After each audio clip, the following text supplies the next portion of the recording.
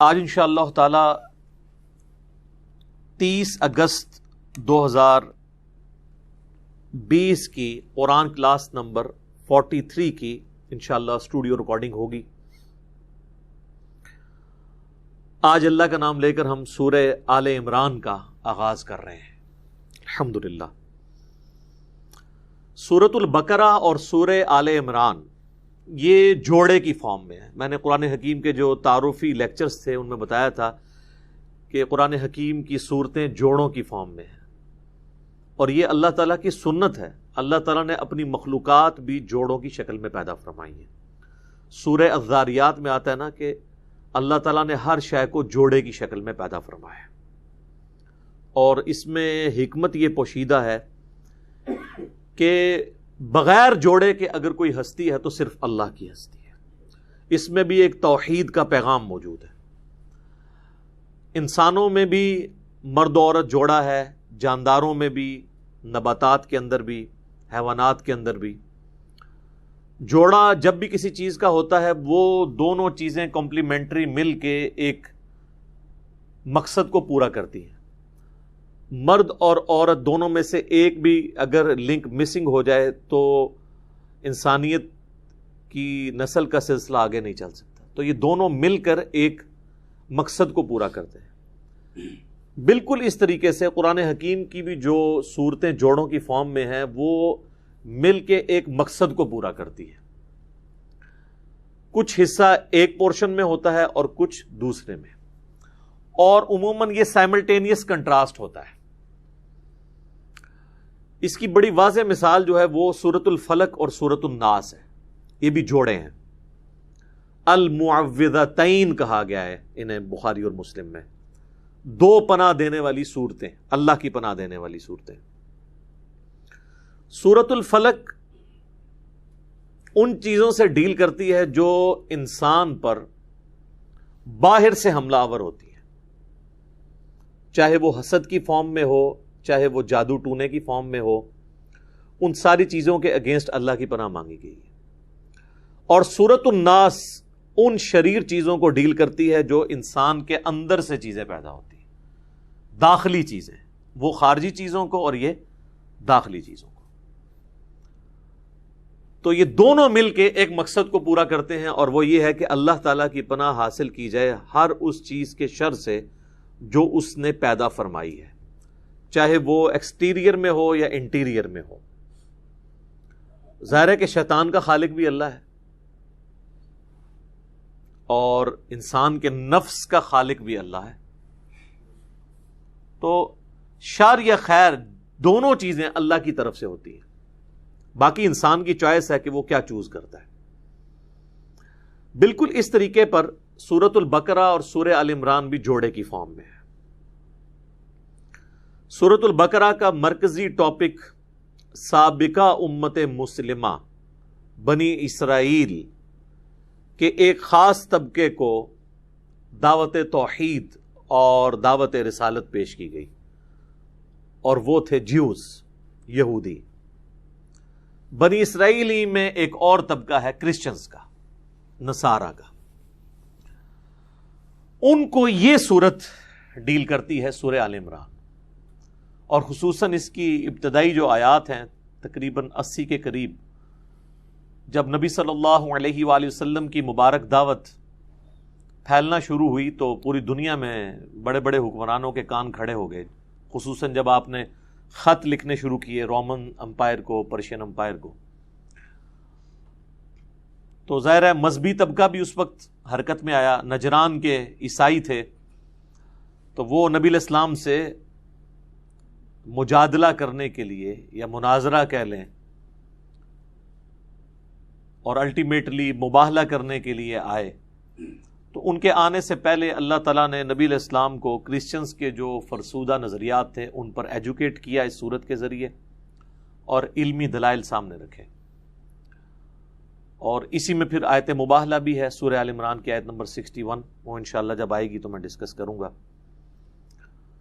تو اس صورت کا مرکزی ٹاپک سابقہ امت مسلمہ بنی اسرائیل، ان میں سے بھی جو کرسچنز ہیں ان کی غلطیوں کو ہائی لائٹ کرنا اور دعوت حق ان کے سامنے رکھنا، یہ مرکزی ٹاپک ہے۔ اس کے علاوہ اور ٹاپک بھی آئے ہیں۔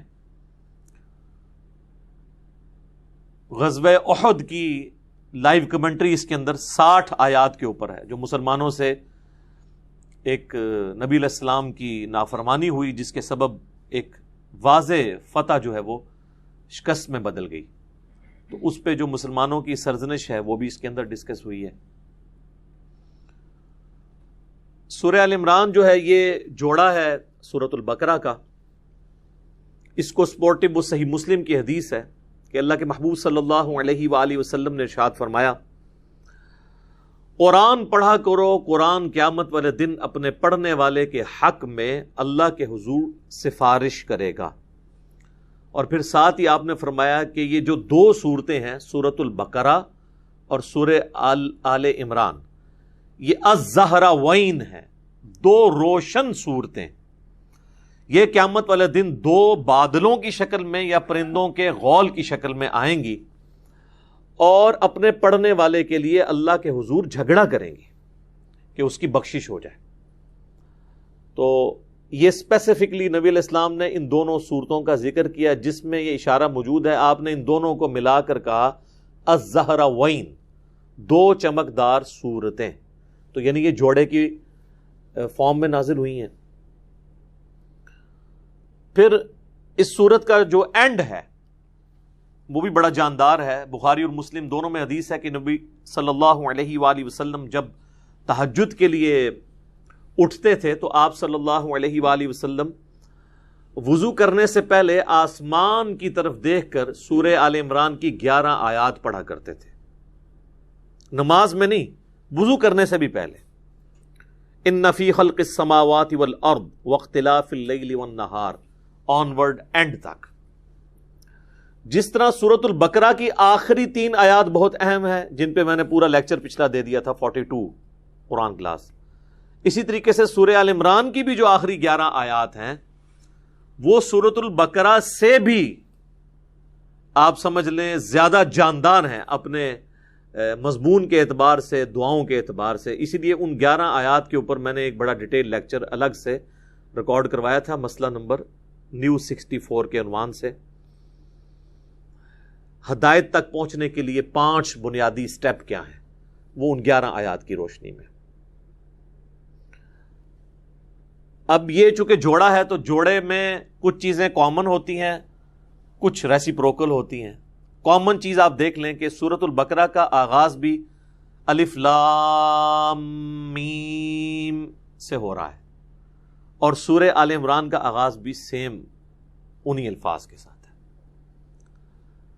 سورۃ البقرہ کے آغاز میں بھی اللہ تعالیٰ نے قرآن کی تعریف کی ہے، ذالک الکتاب لا ریب فیہ، اور سورہ آل عمران کے آغاز میں بھی آپ کو قرآن کی تعریف ملے گی، اور اس سے نیکسٹ، اس سے بہتر فارم کے اندر، کیونکہ تورات اور انجیل کا ذکر آئے گا اور پھر الفرقان کا ذکر۔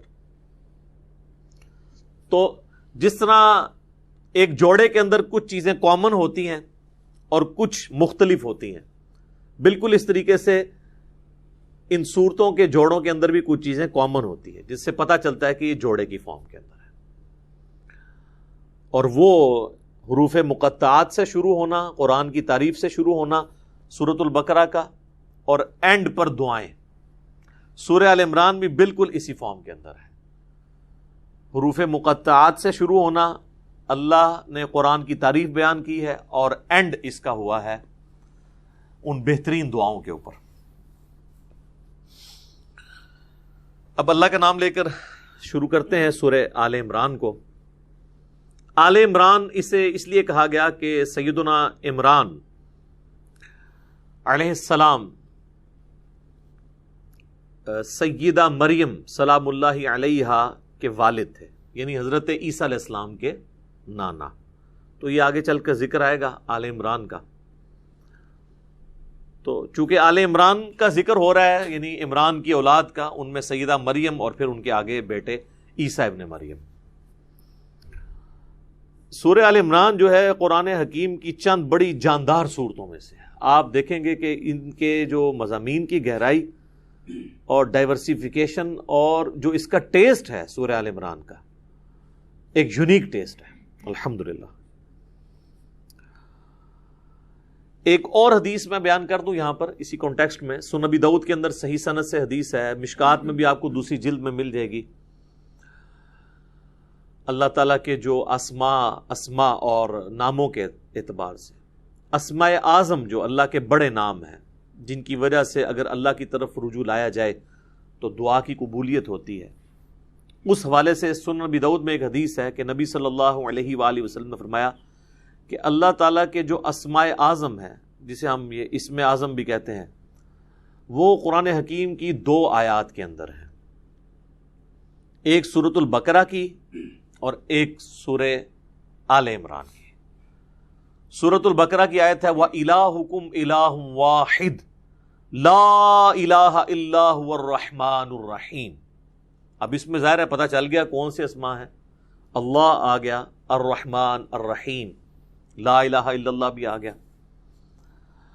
اور پھر آپ علیہ السلام نے آل عمران میں شروع کی آیات تلاوت کی, الف لام میم اللہ لا الہ الا هو الحی القیوم. تو الحی اور القیوم یہ بھی اسماء اعظم میں سے, اور حروف مقطعات بھی اس کے اندر آ گئے. جامعہ ترمذی میں ایک حدیث ہے 593 نمبر انٹرنیشنل نمبر کے مطابق, ایک شخص نے دعا میں جلدی کی اور اللہ تعالیٰ کی حمد کے بغیر ہی دعا کرنی شروع کر دی اور درود شریف بھی نہیں پڑھا. تو نبی صلی اللہ علیہ وآلہ وسلم نے فرمایا کہ اس سائل نے جلدی کی. پھر آپ نے بلا کے اسے فرمایا کہ جب بھی تم اللہ سے دعا کرو پہلے اس کی حمد کرو, اس کے بعد مجھ پر درود پڑھو اور پھر اللہ سے مانگو. اتنے میں ایک اور شخص آیا, اس نے خود بخود یہی عمل کیا, وہ ابن مسعود تھے رضی اللہ تعالیٰ عنہ. تو نبی علیہ السلام نے فرمایا سل تعطا, سل تعطا, تو مانگ تجھے دیا جائے گا, تو مانگ تجھے دیا جائے گا. تو دعاؤں کا پروٹوکول یہ ہے کہ جب بھی آپ دعا کریں پہلے اللہ کی حمد بیان کرنی ہے, اور حمد میں اسماء اعظم اس کے, اور اس کے بعد درود شریف. تو کوشش کریں کہ آپ یہ 2 آیات یاد کریں. سنن ابی داؤد کے اندر اسماء اعظم جو ہے وہ موجود ہیں, مشکات کے اندر بھی یہ 2 آیات یاد کر لیں. ایک تو حدیث میں اس کا ذکر آ گیا, دوسرا قرآن کے اندر یہ موجود ہے وَإِلَٰهُكُمْ إِلَٰهٌ وَاحِدٌ لا الہ الا هو الرحمن الرحیم. یہ سورۃ البقرہ اور سورہ آل عمران. الف لام میم اللہ لا الہ الا هو الحی القیوم. تو ان 2 صورتوں کے اندر نبی علیہ السلام فرمایا کہ اللہ تعالیٰ کے اسماء اعظم موجود ہیں. تو یہ آپ پڑھ لیں, اس کے بعد آپ درود شریف پڑھ کے تو دعا مانگیں. اس کے علاوہ بھی آپ جتنے اسماء اعظم ہیں, جیسا کہ سورۃ الحشر کی آخری 3 آیات ہیں واللہ الذی لا الہ الا ہو, وہ سارے اللہ تعالیٰ کے تعریفی کلمات اس کے اسماء اعظم ہیں. وہ جس کو یاد ہیں وہ پڑھ کے اس کے بعد درود شریف پڑھ کے دعا مانگے. تو یہ دعا کا ایک پروٹوکول اور ایک طریقہ ہے.